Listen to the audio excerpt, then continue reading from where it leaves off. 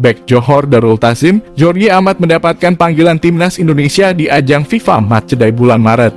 Rencananya skuad Garuda akan bertanding melawan Burundi pada 25 dan 28 Maret mendatang. Jordi masuk dalam 28 pemain yang mendapatkan panggilan. Dia sebenarnya sudah mencetak debut untuk timnas Indonesia, tepatnya pada Piala AFF 2022 lalu.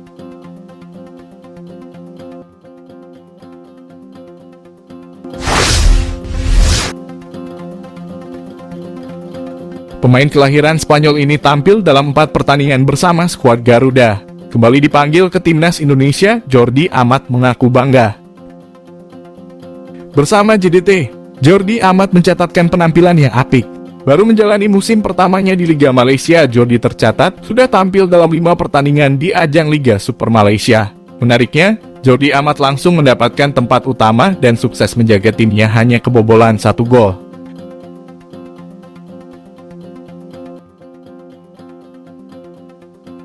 Dia juga menjadi kapten di beberapa pertandingan JDT. Selain itu, pada FIFA Matchday mendatang, duet Jordi dan Ekan Bagot di lini pertahanan kemungkinan besar akan terwujud. Ekan sebelumnya tidak dilepas oleh klubnya selama 6 tahun karena Piala AFF tidak masuk dalam kalender FIFA. Hal ini membuat pada Piala AFF 2022 lalu hanya Jordi yang jadi andalan di lini pertahanan skuad Garuda. Selain Jordi, skuad Garuda diperkuat oleh Ilija Spasijevic dan Ekan Bagot yang merupakan pemain naturalisasi. Namun dia siap merapat ke skuad Garuda saat duel lawan Burundi mendatang.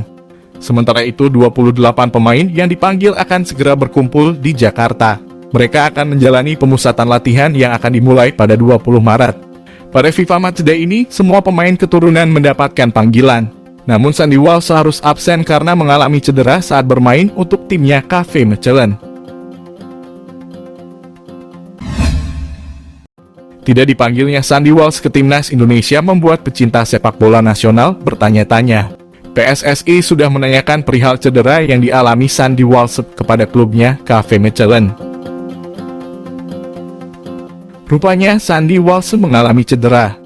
Cedera itu didapatkan Sandy Walsh saat membela KV Mechelen di Liga Belgia.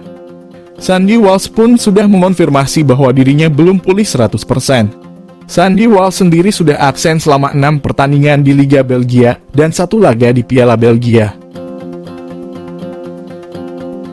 Tampaknya Sandy Walsh mengalami cedera yang cukup parah. PSSI pun khawatir dengan kondisi dari Sandy Walsh. Untuk itu, PSSI mencoba bertanya ke dokter tim KV Mechelen terkait kondisi Sandy Walsh. Sayangnya sampai saat ini belum ada respon dari KV Mechelen. Padahal, PSSI sudah sangat menunggu kabar dari klub kasta tertinggi di Belgia tersebut. Sandy Walsh juga paham mengapa dirinya tidak dipanggil membela timnas Indonesia. Pemain berposisi back sayap itu berusaha semaksimal mungkin untuk segera pulih. Apalagi Sandy Walsh sudah sangat ingin jalani debutnya bersama timnas Indonesia. Mimpi itu pun harus dikubur dalam-dalam untuk saat ini karena kondisinya yang masih cedera.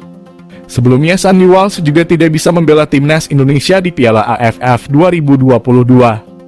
Dengan alasan bukan agenda FIFA, jadi KV Mechelen tidak melepas Sandy Walsh saat itu. Seperti diketahui, Sintayong memanggil 28 pemain untuk melawan Burundi pada laga FIFA Matchday 2023. Ada 3 pemain naturalisasi yang dipanggil Sintayong ke timnas Indonesia. Ketiga pemain itu adalah Mark Klok, Jordi Amat, dan Saina Patinama.